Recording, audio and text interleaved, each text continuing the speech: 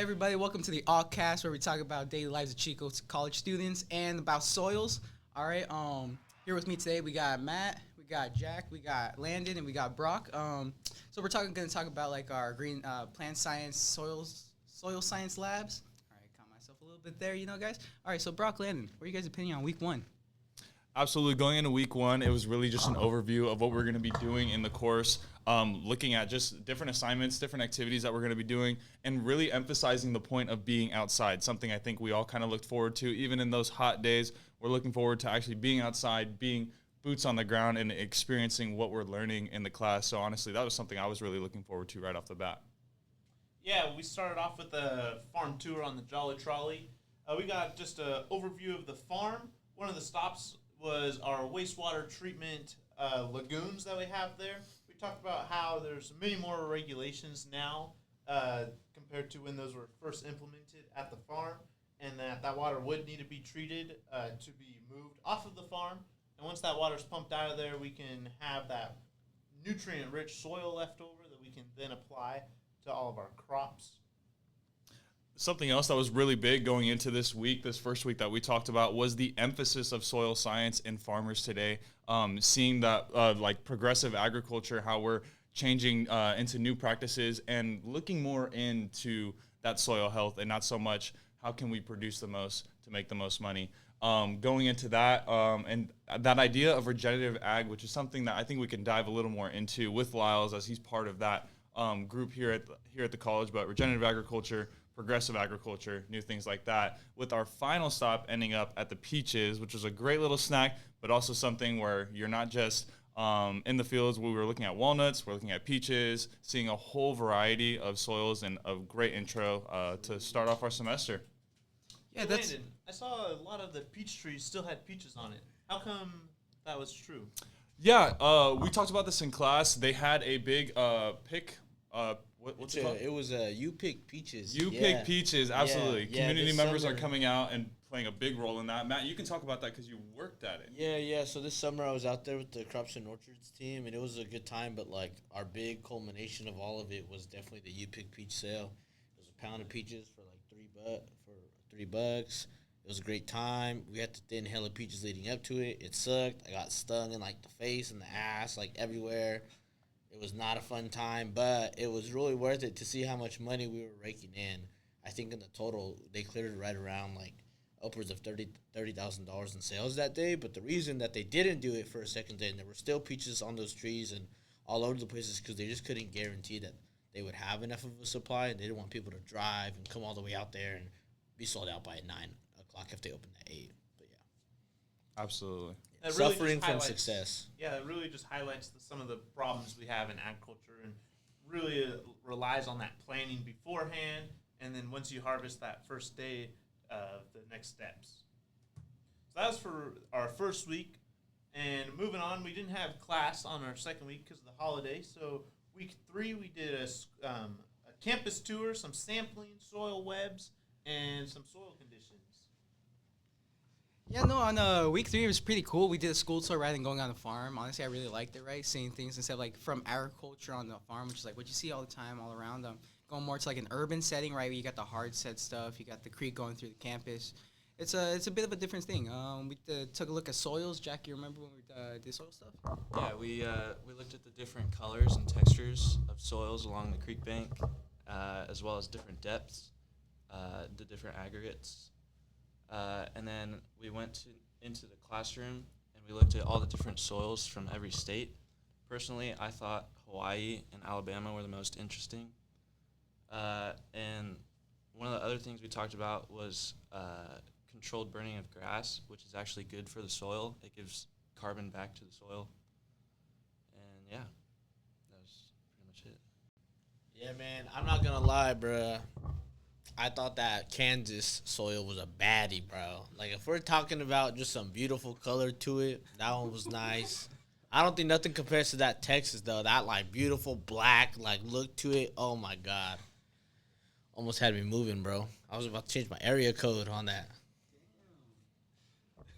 Truly I will love be honest, soils. those soil monoliths, they're really, really cool. And then when you show us the one of the guy who did it, like in the redwoods, right? Like with the Yeah. whole like trunk of the tree with the monolith in the middle, that was pretty freaking cool, man. This past week we were talking in the lab with Lyles, and I was tough thinking like, man, like I asked him, yo, like how much would it be for you to make me a monolith? And he was like, I don't know if we're doing that anymore, but I want to get one of like the Chico soil, like the almendra loam, to hang it up in my office like once I'm out of here. I do remember Landon offering to produce one for you. He did. I'll have to take him up on that offer. You know, we'll have to make that happen sometime soon. So as we're wrapping up week 3, we're getting into our week 4, which is our most recent lab. Getting quite interesting. Do we want to speak on that a little bit, Matt? Yeah, you know, we all know what time week 4 was. You know, certain animals were let out. Roof, roof, roof, roof. What? Are the dogs barking? The dogs are. Why Are the dogs barking? Why are Wait, the dogs barking? that's because Lyles' toes finally came out. He finally freed the dogs on us, bro. Why do you say finally? I mean, this is 4 weeks in. Yeah, bro. Well, you see, Lyle's been having this like unfortunate foot condition where he was hurting, you know, so he had to wear some orthopedic shoes, some things that were more comfy. But hey, his feet are strong now; they can handle the terrain. What Toes happens in are Chile out. stays in Chile. Exactly, bro. Exactly. I heard things got crazy and spicy in Chile, bro. But hey, we're back. He's back at 100. We're happy to have him back. The toes are out. The little toe ring. Fun fact: that toe ring has been on longer than his wedding ring. And he's never taken it He's off. never taken it off, bro. Never. We don't think it can come off. We gotta find that out. But getting back into week 4, other exciting things. We talked about the use and the concepts of land use and how comparing our soils in pastures to where we have like very like year-round applications and uses for them, whereas something like a walnut or an almond orchard, where it's like you really just spend that whole year kind of driving it into one greater purpose, as there's heavy management, heavy disturbances with those machines, shakers, windrowers, de-sticking machines coming through and piling all those into the carts and carrying them out to get them sold. Hopefully our prices look better for our walnut farmers, though. And that was just a super dope time because, I mean, like, for me personally, like, looking at just, like, that profile and the compaction in the pasture, like, the lack of that compaction in the pasture compared to the orchard was just, like, crazy, bro. Week 4 was a movie for sure. It was pretty hard, like you said, that soil compaction. I know we have an amazing picture of Mr. Gomez over there with the soil sampler trying to get a test. He had sweat beating off his forehead from the soil compaction levels there. But we were able to get that sample, put it in our bucket. Landon carried it all the way back to the greenhouse classrooms where, as a class, we were able to analyze it. True. As we look through all of those, we wrapped up our week, and that's going to wrap up our week 4. We're going to go ahead and give some of our individual experiences in just a moment. See you in a second. All right, everyone, welcome back to the podcast. We're going to get into our little individual segments, talking to each of the members of our group about their experiences over the past few weeks. Our first guest is going to be Jack. Now, Jack, we've talked on the side about some of your background in irrigation. Can you talk to us about that? Yeah, so I've been around irrigation my whole life. My dad's worked in it ever since I was born. So, you know, he's taught me a lot. I've heard a lot of stories from him, you know, just about different processes and different types of irrigation that there are, which when you talk to someone in irrigation, there's a lot more types of irrigation than a lot of people realize. So, yeah, it's been interesting. So as you kind of have that background in irrigation and something you may even look to the future in a future career in, how do you kind of relate that to the past 4 weeks? Has that impacted you? I know we've talked about it in class a little bit. Yeah, so I didn't know that sprinkler systems are the most erosive form of weathering. That was interesting. I do know that there are now more types of irrigation, like drip systems, which are not as erosive or they don't weather the soil as much. Which is better for the plant health and soil health. And something we kind of talked about as well is like it's kind of expensive going into those different systems and to apply those. So even though it might be the most efficient, maybe cost efficient is also a factor. So I'd be a little curious to weigh in on that as well. Definitely, yeah. Like for orchards and stuff like that, you know, it's a permanent system, so it definitely costs more than, you know, like just a wheat field where you just throw some sprinklers out there. Mm-hmm. Absolutely, yeah. To diversify those and see throughout the different commodities and stuff like that, it's really interesting, and hopefully you're able to dive in on that irrigation and specifics throughout the next few weeks. All right, thanks for joining us, Jack. Thank you.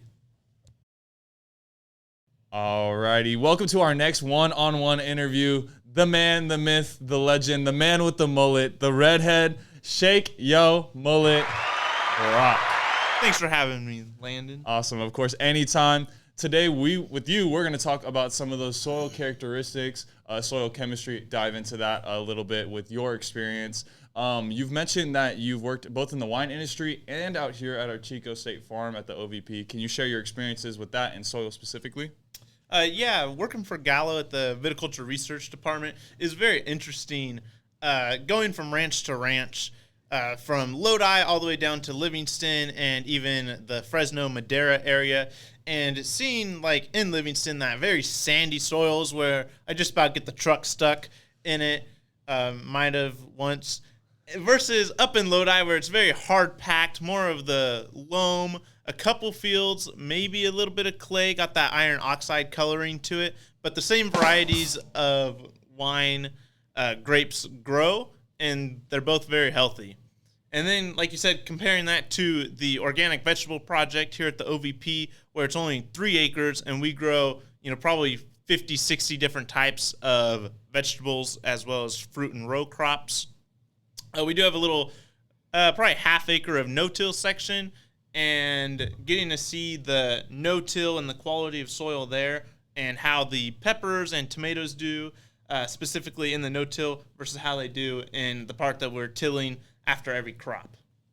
Really some great experiences both in and out of Chico State. So that's amazing that you can bring this to our podcast and introduce this. And to wrap this up, something we talked about in week 3, maybe 4, we went into the class and we were introduced to Soil Web, something you kind of were interested in. Can you talk about that a little bit?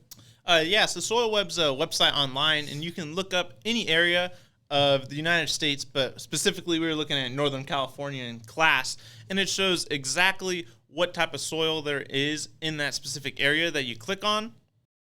I really liked it, and you can also see the different topography, and that's something Lyles had brought up in week 1, actually, about on our farm tour, about the topography and the Lassen at the east, and then versus like out past Orland, Willows area to the west. And he mentioned, because he has a Jeep, so he mentioned some OHV out there. And I've grown up riding dirt bikes and quads, things like that. So I was like, hey, I've been here at Chico for 4 years. What's out there in Orland? He pulled out his phone right away. That's how I knew he was going to be a cool teacher for the year. He showed me where it's at. So this past weekend, I actually went out there, took my truck, did some exploring. Really cool to see the other half of the state and not just going up towards Lassen, Butte Meadows area. Absolutely. It's pretty awesome that you have that personal experience. Brock, thank you so much, and we'll see you next week. Perfect. Alrighty, welcome back for our next interview with Luis. Now, I do have a question. Why are you wearing your headset like that? Hey, man, just like how we can't disturb the soils, I can't disturb the dew. It's got to stay fresh all day. Hit it one more time for the crew. Absolutely. No, that's valid. That's valid. We got to get ready for school, and this is the top of the morning, so we're just staying ready at all times. Now, talking about your experience, you had some PCA background. I would love for you to dive in on that and tell us about that. Yeah, so like similar to how we're in our class, we collect the soil samples using the auger tips. I did the same thing working for Capay Farms. We would collect soil samples in a bunch of different fields, both almonds and walnuts. But instead of using the handheld auger tip, I had like a hydraulic machine. Essentially, I had like a Honda motor in the back. From there, I had like a hydraulic oils that would be pumped to the machine in the front. It was off the side of a gator. Every time I hit a button, it would go down, collect the soil sample. We had to collect like 40 per field. And some of the fields we'd have to collect like on the east side, south, north side, south side, west side. So it would be like up to like 1 to 4 samples per block, over 2,000 acres, going from Corning, Durham, Chico, Willows. It was a lot, but I really enjoy it, and I realized more in this class that like soils is definitely something I want to like keep like learning more about. Absolutely. It's definitely interesting to see, once again, bringing that variety to our group and just seeing how everyone is all over the place and seeing how soils are not the same. Yeah. It's not dirt. It is soil, and something that can really be learned and analyzed Is this something that you would want to actually pursue in a future career? Is PCA something that you're pursuing with your major, or what are you thinking? Yeah, so like currently I'm doing ag business, and I was considering double majoring in plant science, but instead I just decided to go down the PCA route. I've been doing this since I got into high school, so it's my freshman year of high school, so it's about like 7 years going on now. And, I really enjoy it. I'm trying to get my PCA license, fully licensed A through G. And, it should be some really fun stuff. You get to meet a lot of interesting people in the industry. It's inside, outside, which is what I really like. It's like a hybrid work type job. So, you don't really get that experience with everything. Absolutely. Thank you so much for sharing your experience. Yeah, of course. Thanks for having me on, man. Absolutely. This was Luis. Alrighty, as we get close to the end of our one-on-one interviews, we have the one and only Matthew Corona. Now, everyone kind of has their thing going on right now. You have a can on the desk. Can you talk about that a little bit? Yeah, I'm trying to secure a mate sponsorship. So if you are Yachak, hit me up. If you're another company, hit me up. I'll throw this can away. Like it's not like that. I just consume too much of this, and I'd like to get a sponsorship. Absolutely. Hey, we got to make that money. We got to make that money at the end of the day. Bro, we're just broke college students playing in dirt. But as we're college students, let's dive into our classes this week. So where has been your experience? What have you been enjoying? Let's dive into that with this class.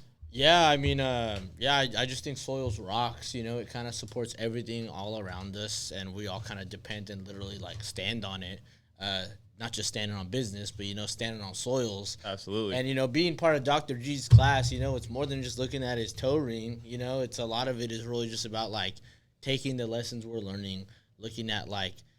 For me, I'm really super interested in like the chemistry of soil and like nutrients and how can we make nutrients available? How can we like recuperate nutrients through like the use of soil organic material and matter, the microbiology, and how we can get these little tiny like bugs that are in the soil to like make more nitrogen for us, or like to make phosphorus available to the plant so we can get them to grow better and make more money, And so it's kind of just like I'm fascinated by it, so I take a lot of value in this class, but it's also like we get to have a pretty good, fun time, just here with my dogs. So a lot of appreciation for it. Absolutely. It's always really cool to have a class where you can really just interact and have a good time, but you're also learning something super valuable.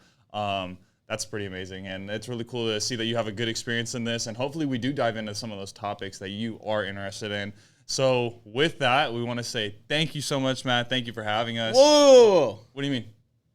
I think we're missing something really big here. And we haven't even heard my dog Landon talk yet. I feel like Like, don't think you just get to hide behind the mic. Like, no, we finna put you on the hot plate real quick, all right? Okay. Landon, I heard coming out of high school, you were a 5-star recruit, not just on and off the football field, but in the ag room, bro. And from my understanding, we grew up in the same region. I kind of knew a little bit about you, but you were a livestock boy, like, through and through, 24/7, But it seems like you switched your commitment. Now you're kind of committing and playing a little bit more in the dirt, Yeah. What's up with that? Honestly, I'm not going to lie. It did kind of switch up a little bit, but not too heavy. I still have the background.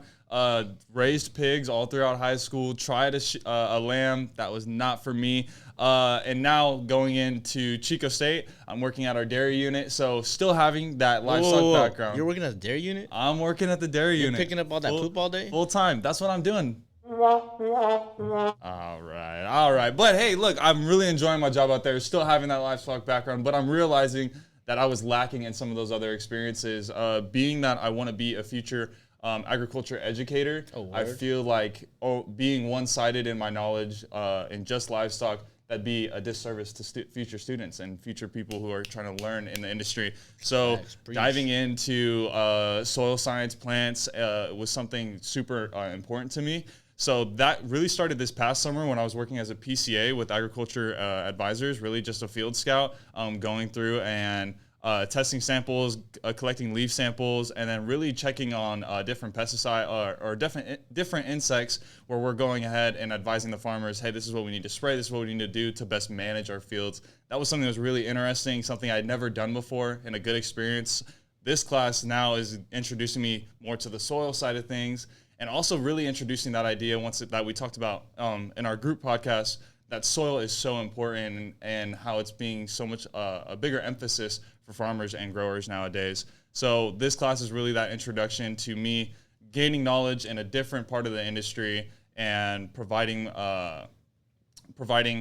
that's really honestly that's it. That's Yeah, it. man, It really just nah. giving that experience. It's That's really amazing. gold right there, you know. Shoot, yeah. I look forward to, now that I have that background about you, being able to learn alongside you within Dr. G's class and getting dirty in these labs together. Let's get after it. Absolutely. It's going to be a great experience. Thank you so much, Matthew, for coming on. Thank you to the rest of the group. Thank and you, we're wrapping Landon, up for coming on my show. our podcast.